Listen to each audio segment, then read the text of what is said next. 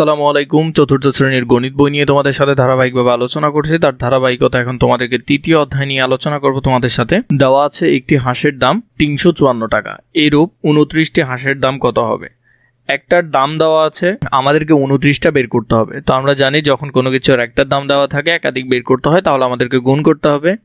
আমরা তৃতীয় শ্রেণীতে এই ধরনের হিসাব করেছি। এখানে 354কে 29 দিয়ে গুণ করতে হবে। এখানে আমি উপর নিচে গুণ করছি, এখানে আমি পাশাপাশি গুণ করেছি, এখানে আমি উপর নিচে গুণ করেছি, এখানে আমি পাশাপাশি গুণ করেছি।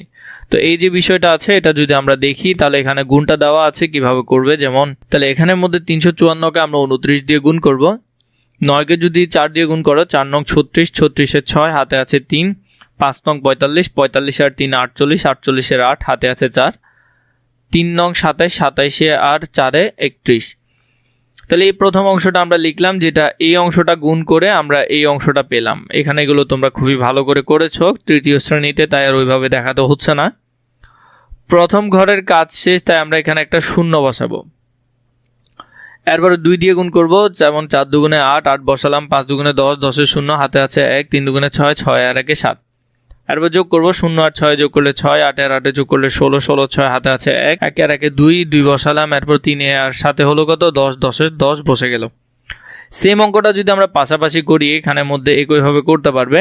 যেমন এই অংশটাকে ভাগ করা হলো, যেমন 29কে 20 এবং 9 দিয়ে আলাদা করা হলো। 354কে যদি 20 দিয়ে গুণ করা হয় তাহলে এই অংশটা আসবে। 354কে যদি 9 দিয়ে গুণ করা হয় এই অংশটা আসবে। পুরো দুটোটা যোগ করলে আমরা এই অংশটা এখানে পাবো। এখানের মধ্যে যদি দেখো তাহলে এখানে আছে কত? 354 গুণ 29। তো এটা গুণ করার পর এখানের মধ্যে এই অংশটা আসলো। তো আমরা যেটা দেখি, যেমন গুণ্য এখানে হলো 354, এটা হলো এখানে গুণ্য। গুণক হলো কত দিয়ে গুণ করলাম? 29 দিয়ে গুণ করলাম। আর গুণফল আসলো কত? 10,266। নিচে এই অংশটা দেওয়া আছে, গুণ্য গুণ গুণক সমান সমান গুণফল। এই অংশটা সুন্দর করে তোমরা এখান থেকে জেনে নিবে।